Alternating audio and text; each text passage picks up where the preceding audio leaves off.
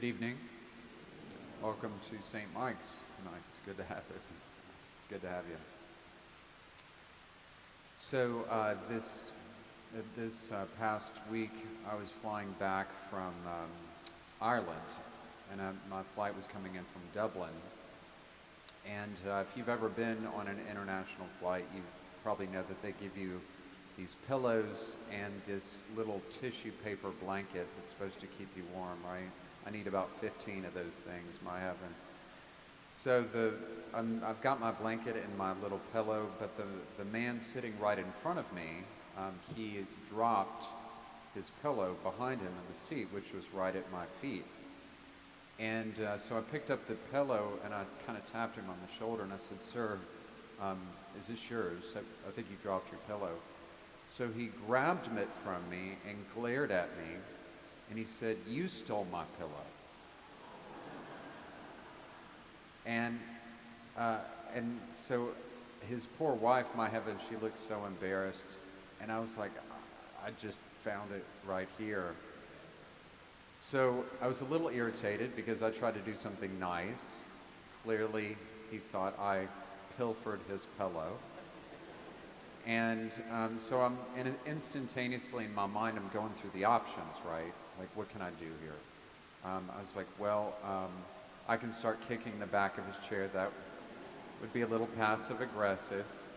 I could reach around and, but that would be bad. Or you know what? I can take it on the chin, shut up, be humble. Thankfully, that's what I did because I'm not in jail right now. There is what they sometimes call in counseling the delusion of illusion. What is the delusion of illusion? It means that just because we think something is true, and just because we want something to be true, does not mean it actually is true. Clearly, this man thought I was scheming to steal his pillow. Okay? In which case, one would think I would not have given him one, but whatever. But we often do this, like we think something is true. They must be talking about me. My wife must be in a bad mood. She's not talking. Maybe she just needs coffee. Okay? Maybe she's tired. So we often will think something is true even if it's not true. True? And so it's very important for us, one of the ways to avoid what's called the delusion of illusion is we need to avoid what's sometimes, again, called negative self-talk. What is negative self-talk? You know what that is. It means that we go down a mental rabbit hole of negativity. It's like a domino. You hit one domino of negativity, it goes down the rest. And if we are not careful, we can very easily, folks, fall into negative self-talk. It's real easy. You and I live in a cynical world. So for us, as Christians, we need to be aware of it and stop it, right? Because nothing good comes from that. And when you and I go down that rabbit hole, you've heard me say many times, that impacts those around us, our spouse, our children, our grandchildren, our culture. We have to have positive thinking. It's not a pop psychology thing. The saints have talked a lot about this long before pop psychology did. One of the ways to do that, what is a practical way we can have healthy, beautiful, holy, awesome thoughts? This is going to sound crazy, but it's just true. One of the ways to stay positive in our thinking, believe it or not, is to develop your talents, your gifts. Have you had your spouse come to you and say, "Honey, you need to take up a hobby"? Right? Do you have a creative outlet? This is one of the reasons why negative people often have no creative outlet. They're in their brain, it's like a dog chasing their tail. They just play the tapes over and over again. Healthy people with good thinking have a creative outlet somehow. Okay? I hope that you have something like that. Take up playing in the guitar. Take up learning a language. Go ballroom dancing. I'm not saying you have to take up break dancing if you're 80. Okay, whatever. But we need a creative outlet, whatever it is. Painting, poetry. You know, in the 17th century, John Milton, the poet, he wrote that Paradise Lost. Maybe you remember this, reading this in freshman year in high school. John Milton used to say, "The human mind can make a heaven out of a hell, or a hell out of a heaven." What does that mean? It means some people can have an amazing life. They've got everything they need. They've got a wonderful family, but they're not happy. They're miserable. They can take a heaven and turn it into a hell. Conversely, some people have a difficult life, and from the outside, it's like, man, that's amazing. This poor guy. But for them, they're joy-filled. They've got joy because they've taken this hell and turned it into a heaven. You know what? I'm alive. I'm breathing air. God's given me so much. And people on the outside are like, man, he's going through a lot, but he's happy. One of the ways that we stay positive in our thinking is to develop our talents, keeping in mind Jesus Christ, and St. Paul talks a lot about talents. God has given you and I gifts to share with other people. Do you do that? Do you do that? I hope so. We're never too old to do that. Jesus in Luke's gospel, Matthew's gospel talks a whole lot about the importance of getting involved in your community, okay, and sharing those. But a lot of people don't because they don't want to look stupid. They don't want to make a mistake. And Jesus has pretty strong words for that. He's like, look, you got to get out there. Try it. Just see what you think. You know, raise your hand. I'm just by show of hands. How many people in this church tonight have ever managed other people at work? How many managers? Okay. So,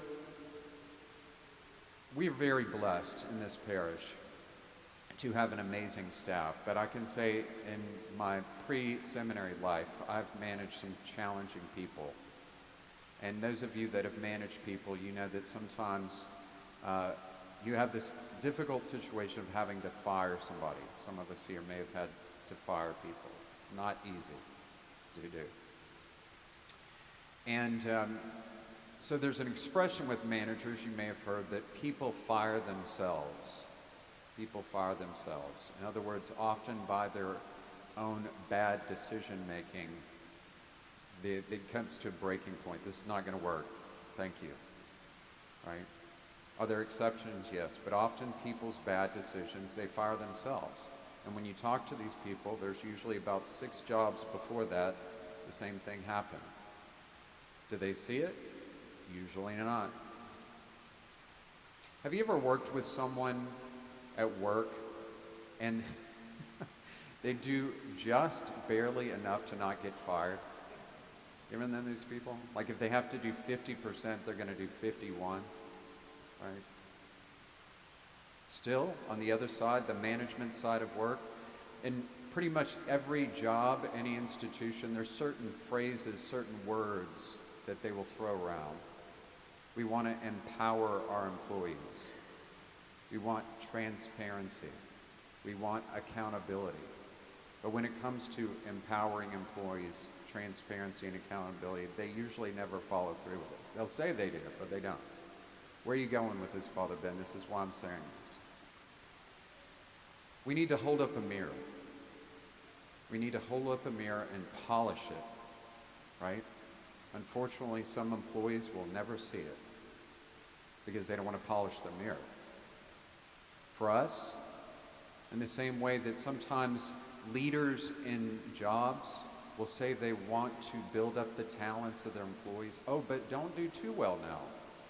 No, don't do too well, because if you do too well, then what's going to happen? You're going to make me look bad. Have you ever had this happen that sometimes you will see somebody exceeding, they're doing well, they get a promotion, they're very good looking, they retire early, and what happens in the person? Envy. They're envious. But somebody who's really confident with who they are, they celebrate those successes. That's why a good leader at work, a good boss, celebrates when their employee does better than they do. They're not threatened by that. Those are good leaders. But somebody that's not comfortable in their skin, they're like, no, don't do too well, right? For each one of us, we need to open ourselves up to sharing our talents, brothers and sisters. And I just will close with this. This past Sunday, I had Mass at a church in Dublin, the church of St. John Henry Newman. And I had Mass on the feast of St. John Henry Newman at the Church of St. John Henry Newman.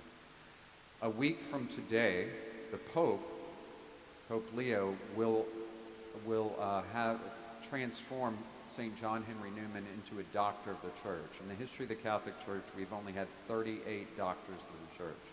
He will be the 39th. St. John Henry Newman, before he died in 1890, he was an Anglican priest, taught at Oxford. When he became Catholic, they immediately fired him from the faculty at Oxford. They said, we cannot have a Catholic working here. Everyone in his family, his siblings, everyone, completely disowned him. His sister, who he's very close with, when he announced that he was becoming Catholic, she said, I never want to talk to you again. To make matters worse, after he entered the Catholic Church, many Catholics wouldn't talk to him. They didn't know what to do with this guy. What do you mean? So he was isolated from his family, he was isolated from the Anglicans, and he was isolated, unfortunately, by many Catholics. You know what he came to realize in his own prayer before he became a saint? He realized that God has a plan for every single one of us. And you know what he said, folks, and this is why I'm telling you this story? He said, every single one of us is not only loved by God, we have a calling by God that he has not given to anyone else. And he said those callings that he has given to us are just as important as the ones that he has given to all the angels, including, he said, Saint Michael the Archangel. Can you imagine? Your calling, he says, is just as important as Saint Michael the Archangel.